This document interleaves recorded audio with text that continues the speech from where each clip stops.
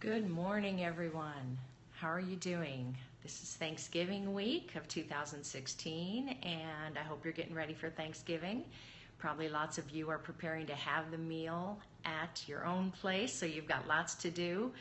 But we've talked a little bit about different things in household management, housekeeping, all kinds of stuff like that, clearing out clutter. But many of you have requested to hear some hints about meals.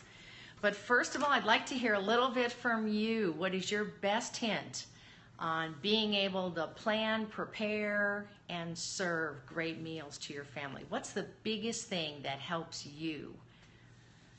For me, it's definitely planning ahead, not just letting things happen just on the spur of a moment. Not meaning that you can't change things.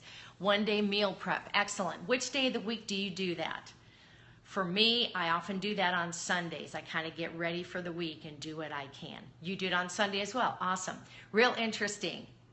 Last week, I was out of town for the weekend, didn't get home till Monday night, and so my meal prep was not done. I felt like I was catching up all week trying to get that done, but finally got it done. But essentially, I believe one of the easiest things to do with your meals is just to plan ahead.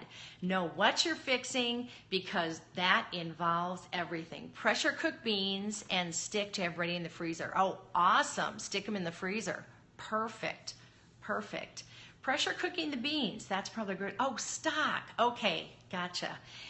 You know, I have never made my own stock. I guess for the most part, I am using just the veggie broth. Pray so don't get stressed. Excellent. And remember, the outcome of the meal doesn't define me. Fantastic. I love that. I've been buying the little jars of, I don't even know the brand, but it's veggie bouillon.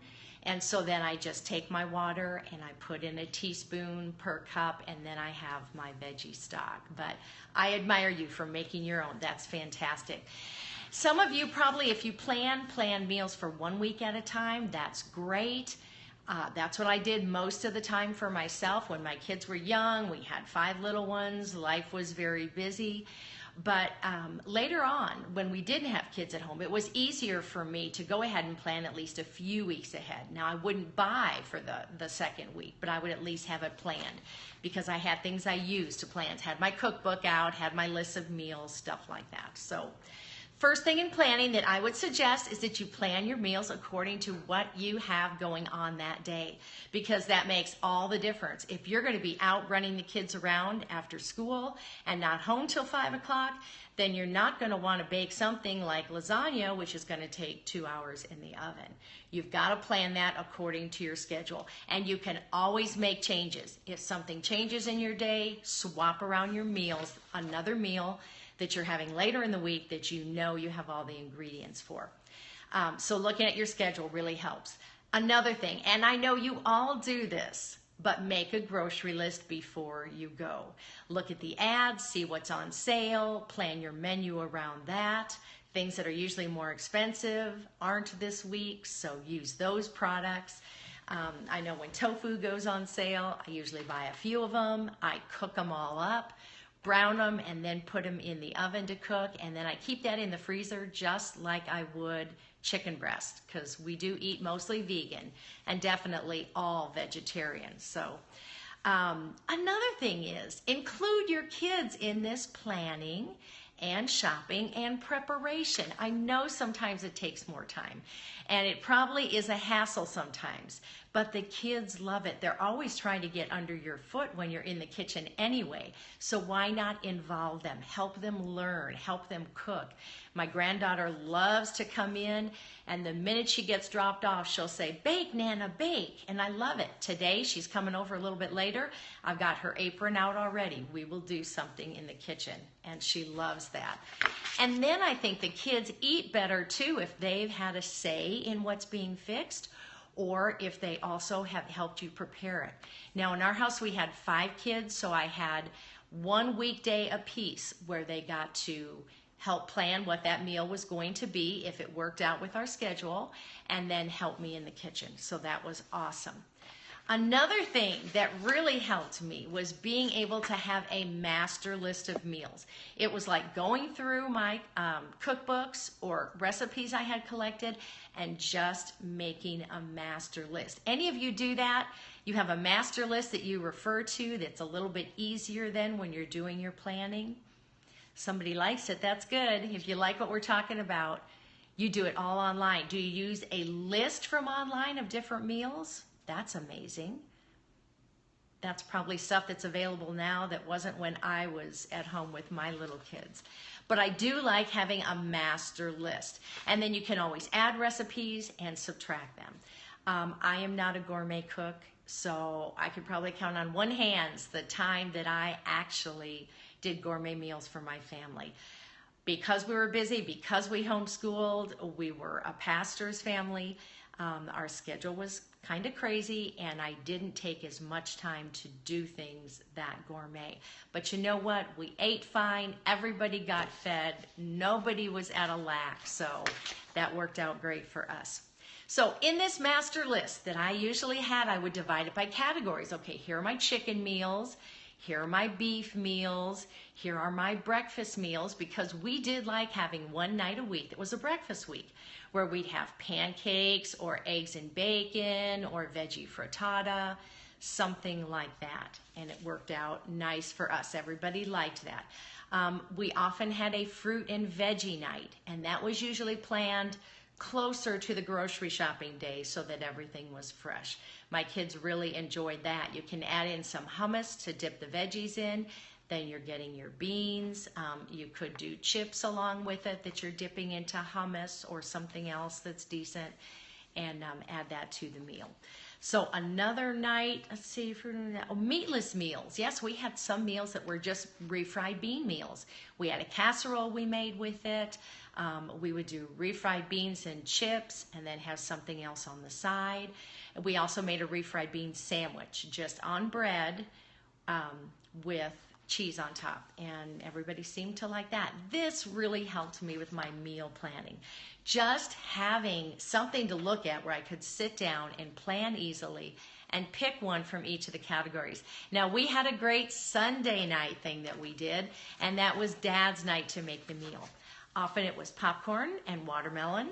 It was usually a snacky meal because we had a bigger meal Sunday, usually at 1 o'clock in the afternoon.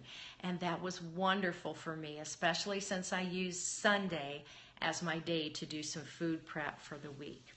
So, cook ahead. If you like to use ground beef in your meals, then go ahead and buy 5 pounds and brown it all up together. Browning 5 pounds does not take up that much more time than browning 1 pound. And then you can slip that in a freezer bag after it's cooled and freeze it. Freezing will retard the spoilage, and you take stuff out and it seems like it's fresh. If you're making a coffee cake, we used to do that for Sundays. We'd have an egg bake coffee cake after Sunday church. I would make a couple of them and freeze one of them, and it would seem like it was fresh when you took it right out of the freezer. Hamburger patties, if you're making those, double up your recipe and just make more of them. You can even cook them and have them made up cooked, so you can just take them out of the freezer, or you can freeze them when they're raw and then take them out. And whatever meals you can, make double batches and freeze the rest. If you put all of it out, there's a tendency that all of it might get eaten. So if you've doubled your batch, make sure you're separating it and getting it ready to freeze so that it's available for another meal. After I had babies 4 and 5, which were my twins, and the kids were 6.5 and under, I had many people from our church do a meal train for me, and it was awesome. But before I actually had those girls, I made up meals that I could stick in the freezer so that when the meal train was done, I also had other meals to help me out for a while, especially to get through the end of the homeschooling year, sorry. Sitting here thinking about meals. Okay, prep for the week. I know one of you just talked about that. It's awesome if you can do that. Cook up, mix, prepare anything that you can for the week. And for us, that's washing and cutting up vegetables, preparing a salad box, so salads are quick and easy to make. I do love doing that. Also remember that you're having to dole out things, especially on your fruits and vegetables, so make sure that you're not letting everybody totally eat all of that up at the beginning of the week. I also do things like we have a morning shake that has powders in it, and instead of opening all the containers of powders every morning, I put them all in a little glass dish with a lid, and I make 7 days worth of the powders ready for that. I make up hummus. I make up rice that we have that will be a side or in some of our meals. And those things just take, oh my gosh, I'm sure I don't spend more than an hour and a half, maybe 2 hours at the most, preparing those things. And it adds so much time during the week when you're actually putting together those meals. So any other things you guys want to share that are great hints that you have found helpful in your meal planning to make it easy, to make it less stressful? Any of you not plan and actually just, do I have a hummus recipe I like? Yes, I will actually put that on YouTube with this video. I'm making a note here right now. The basic recipe I use is for a red pepper hummus, but then I change it however I want. I actually put in Mexican seasonings and jalapenos and make it a jalapeno hummus.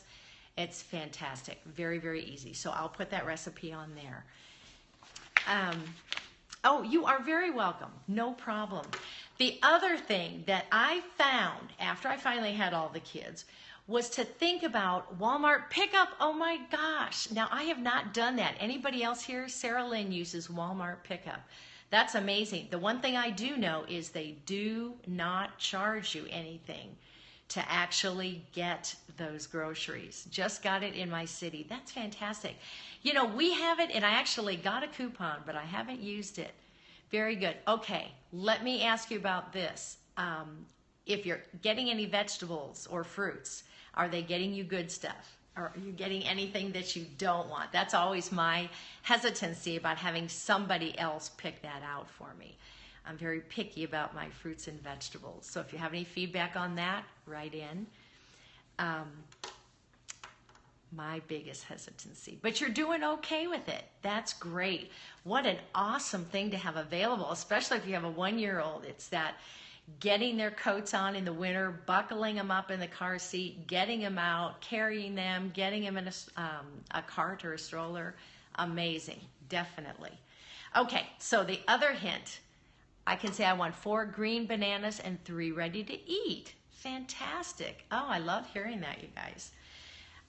Another thing that helped me was to prepare for the next meal at the end of this meal.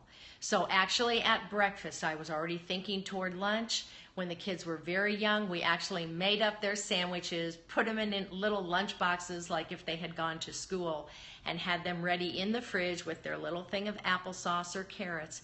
And that way, when it was time for lunch, we just pulled it out. Same way with dinner. After lunch gets cleaned up, what can you do or set out or prepare for dinner? That is a very helpful thing. And just thinking ahead, planning ahead for the week, and planning ahead for the day, and planning ahead for each meal is an amazing thing. So if you're not doing that, that is my biggest recommendation to make your meal planning less stressful. So all of you have a great day. Hopefully I'll be on talking about Thanksgiving a little bit tomorrow. If not, have an awesome week celebrating with your family and be thankful for all that you have. Don't look at the things you don't have. Just be thankful for what you have. Have a good week.